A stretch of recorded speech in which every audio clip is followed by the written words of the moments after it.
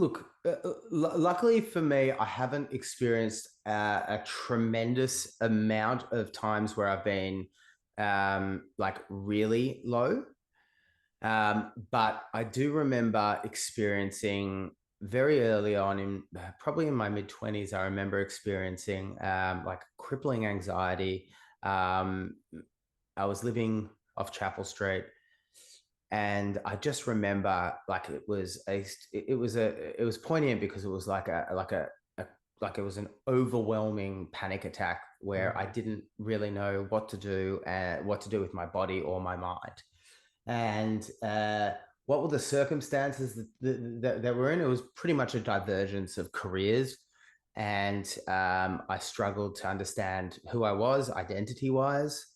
Um, you know, which path should I be taking? And it was such a dizzying kind of experience that I was really like kind of completely disarmed, and I didn't know what the next step was, and I just fell into a stinking mess, really.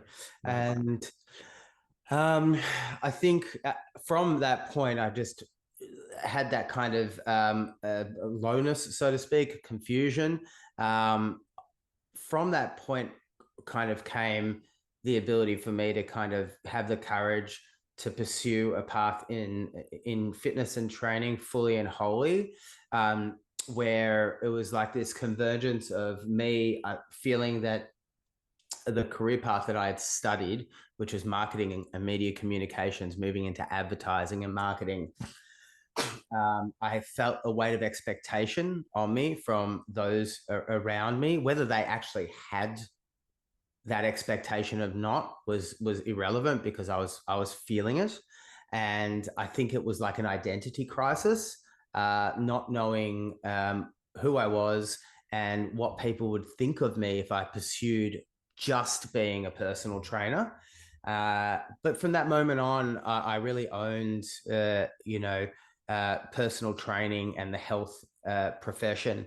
And I noticed a big shift in the way people kind of interacted with me in a good way, because there was a sense of pride that I took over when I looked into my career as well. Mm. Yeah, no, I appreciate that, man. And this is what's really interesting about depression, right? Is that depression comes up in the animal kingdom, actually, when you see, so for example, they've done studies on vervet monkeys, um, close ancestor, obviously, and when two dominant monkeys are fighting for status and one of them loses and then they fall down the status hierarchy and then end up on the peripheral, that vervet monkey experiences low motivation, anhedonia, which is loss of pleasure. It can sometimes even rock back and forward. It hunches forward. It's less social. The interesting thing is, if you give it serotonin, it starts to puff its chest up. It starts to feel more dominant. It starts to become more social. It starts to work its way up the hierarchy again. Wow. What I think is really interesting about this sort of stuff is that we now live in a world where the hierarchy of a troop, if we want to call ourselves sort of chimpanzees, is no longer 150 maximum. It's 8 billion because we're all interconnected on via the web, right? So when you're so and I think another important aspect to this is whether we like it or not, we're always comparing ourselves to other people consciously and subconsciously. I wish it weren't the case sometimes, but we have evolved that way. So I think it's best just to sort of deal with the facts. Mm.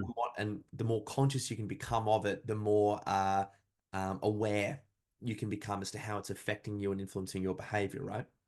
Um, when you go through an identity crisis, and I've been through this myself, you feel as though the hierarchy that you're climbing up is no longer for you, right? And then the crisis at where you are is maybe at the top of the ladder, maybe you're like towards the top of the hierarchy or ladder. You're like, this isn't for me. And the pain and the panic that comes with that is, well, who am I now? Now that I know Mm. I have to work all my way back down that hierarchy, figure out what the next ladder for me is to climb and then climb up that other thing.